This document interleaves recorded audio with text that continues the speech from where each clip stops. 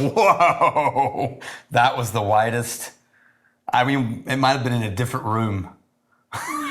Welcome, Whiskey Vault. It's a good thing there are no harmless bystanders in these shoots. Put out an eye. Yeah. What do we got? I'm Daniel. We've got a monkey, but not just Is that a monkey shoulder? any monkey. Is that a smoky monkey? It's a smoky monkey. Surely we've done smoky monkey. It was a while ago. This one was donated by Tom Evans, who got bastarded it in. But the one who brought the smoky monkey back for us was magnificent bastard James Daniels. James Daniels, you magnificent bastard.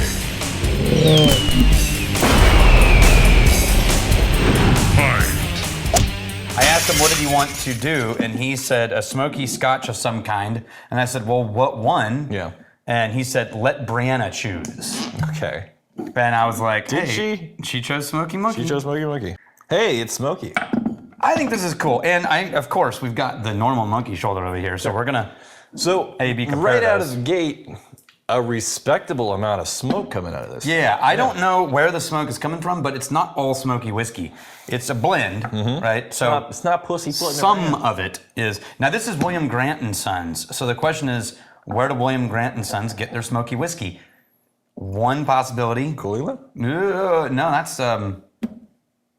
that's Diageo, right? Yeah. So a possibility could be peated Balvenie, because William Grant and Sons owns Balvenie, Okay. right? Yeah. And Balvenie Peat Week is, I remember is like not around. No, I remember That's that. about as smoky as it gets. Yeah, it's like they don't usually get to do peat, so they just go ham into the peat. It's like giving the bass player the one solo. All right, Yeah. crank it to 11. Yeah. I'm gonna go ahead and pour these so they sit for a second, so that we have an A/B compare of the normal monkey. So, campfire, forest floor. There is some iodine note floating in the air. Yeah, but it is mostly foresty, Yeah. not briny, right? Like this is dark woods foresty smoke. Yeah, it's like if an animal, a rabid animal, tore up my leg and somebody was treating it with iodine in the woods. This is someone carrying a torch with one of those like wrapped around the end of a stick, light it torches, and you're exploring a cave. Okay. I mean, I appreciate how much smoke they put in here. Yeah. So I think the goal was the smoky ingredient and a bunch of smoky cocktails. Yeah. Okay. But they keep talking about how this is meant for cocktails. I think they're totally missing the fact that these are both brilliant entry levels of a category. Yeah. Taking a bourbon drinker into malt, right? Some people don't like that sort of sickly malt note, but Right. it's okay. Brian Kinsman is the master blender and head honcho. And he's the one who did this. And then he worked with bartenders to create this. I'm getting, there's almost a mint note. It's very like green, pokey. Yeah, I always find it interesting that smoke, when it reaches a certain point, starts to carry minty notes. Minty notes, and then if it keeps going, like in some of the heavier good Octomores, then it Yeah. can turn into like a funky cheese. Yeah. Yeah, All right, I'm gonna try a sip of this, even though it's gonna blow out this sure. original. See, it drinks approachable. Yeah. It's black pepper, like black peppercorn steak smoke, right? So- Peppery without being harsh, charred without being ashy and dry. So if this is going into a cocktail, I could see how it would add a smoke layer. Typically, whenever I'm reaching for a smoky Scotch, I want there to be a little bit more of that mid-palate heft. Yeah, there's a little hollowness to it. Yeah. But in a cocktail, that would, that's going to bring the smoke. matter. The only job it has is to bring the smoke into a cocktail. That mid palate will be like the sugars and the other ingredients will Yeah. fill that mid palate. But the smoke character itself has a nice smoke. I really like the notes. Yeah. I'm okay with the palate. Well, and again, I think we're considering this within the frame of its use case. Like, Yeah, what's yeah. it intended? If Yeah, of this was course. going toe to toe with any number of like the Isla Scotches, like those are going to be better. But Yeah. those are intended for a neat pour. And if this isn't intended for a neat pour, the Let's character move it of into the a- smoke that's carrying it. Different character. Okay. I think compared against the smoky blends you've had, Yeah. forget single malts, because this is a blend, right? Yeah. So of all the smoky blends, this one should hold its head up high. I agree. Right, I agree. Naked Grouse. And that's one of the things that immediately jumped out at me more. The amount of smoke. Johnny Walker Black. Grouse. More. Others, others. Maybe the green? Things that, the green, which we liked a lot. The amount of smoke, because if this is made for, kind of entry-level cocktails and whatnot, it would be very easy for them to say, hey, smoky, but not really. But not really. Yeah, this just a is hint very of it. present. Here's the thing. I think you're right.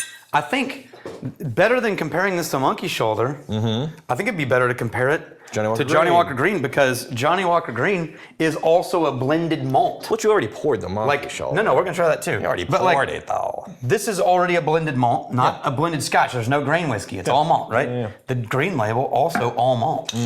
No grain.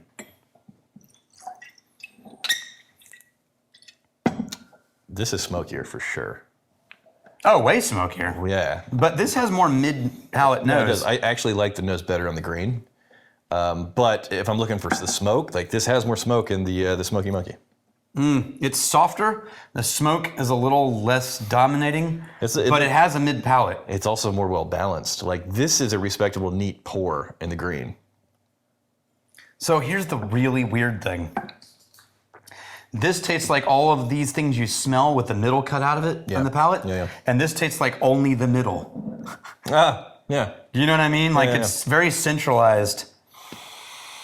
I might have to mix them at the end. But let's try the normal Monkey Shoulder. Hey, there it is. Now, this used to be... Yeah. Here, I wanted to mention this too, but go ahead. Yeah, this used to be Glenfiddich, Balvenie, and Kenenvy as the three malts that went into it. Right. But when they scaled up, now it just says, a Speyside. Okay. So, the first time we brought Monkey Shoulder in front of us. It's like, dude, for the money and for the profile and for the flavor, awesome. we flip our shit. This is amazing. And then as the years go on, it's like, it's not as good as I remember. It's not bad. Are we just getting used to it? And then it comes out that originally back in the day, it was these very, very nice distilleries that came together in a beautiful blend. But to scale, I guess they... Gotta switch it up. Yeah. So it's still not bad. But I wonder where you could get your hands on one of those original Monkey Shoulder blends and how you would even be able to tell if it's one of the first ones. I gotta argue one thing from a blending perspective that I respect about this a lot. This really is the smoky version, right? It would be tempted to be, this is Monkey Shoulder and this is Smoky Monkey, but it's really a whole different animal. Right. But this literally does taste like he kept a brand identity between those. Flavor profile wise, they are family members for sure. Yeah, but it doesn't pull the reins back on that smoke. I mean, it's letting it kind of run free as much as it can. I'm going to do a little something here. At a 40%. I'm going to mix the green and the Smoky Monkey. Let it sit for a second. We got Jason Unsworth, 3441. We bastarded him. Has there been two people that LOL'd in a row? Yeah. Probably, yeah. LOL, I've been a patron saint for years, but I will take what I can get. Cheers, MBs. We MB'd him on the news system by accident. Okay, all right. Sorry, Unsworth. Yeah, you've been demoted. I know. We have Silver Fox 108. They cannot expand the distillery because it's by a cliff or hill. Oh, yes, definitely, man. You've got those hills right behind you. Here's why I put that on there. And the town is around the entire distillery. I love their 14-year-old and would like to produce more. I'd like them to produce more, but compared to Springbank, you can find their product. Yeah, that's true. You can't actually get it, unlike Springbank. Yeah. Here's the thing that when we found out when we were over there for the first time, that was really trippy to me to realize, which was, in Texas, we're very serious about this ages in Texas. That's what makes it Texan. Even when Crowded Barrel sources barrels. Aging in Texas. It's it's just MGP if we release it right now. Dude, MGP showed up, tried their own stuff, and was like, this is unlike any MGP we've had before. I think locale and aging matters, right? Yes, oh, absolutely. So I've always thought, okay, Lafroig and, Lagavulin, locale matters. That's why it tastes like the sea. Yeah. And then you go there and they're like,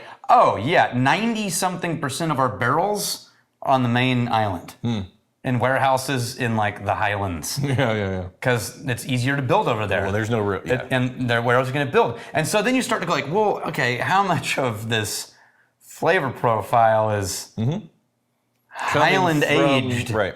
Yeah, versus by the seaside. So I think it's true over the small. Can I posit a theory? Yeah. I think the impact of aging probably has less to do with the air, like is it a salty air, and more to do with temperature fluctuations. Yeah, I agree. But a lot of those basically getting the mainlands- hot and cold are the fibers constricting and expanding, just so the whiskey, the spirit can interact with that wood more. I agree. But what's in the surrounding air environment? I mean, No, but I'm saying, so first, yes, absolutely. Second, way more temperate in the middle of that island. So the thing that actually impacts it, Yeah. way more temperate. yeah, fair enough. Which is, it's fine. You'll see what the blend tastes like. I do still walk away liking the Johnny Walker Green a little bit better. Oh, it got the worst of both. Which did you blend? The smoky and the green. It really got the worst of both. Especially in the finish. Yeah. Well, that's unfortunate. Yeah, don't do that. Yeah, man. Don't do that. Here's to fighting, stealing, and drinking. If you fight me, I fight for a friend. May you steal your liver's heart. And if you drink, May you drink with us.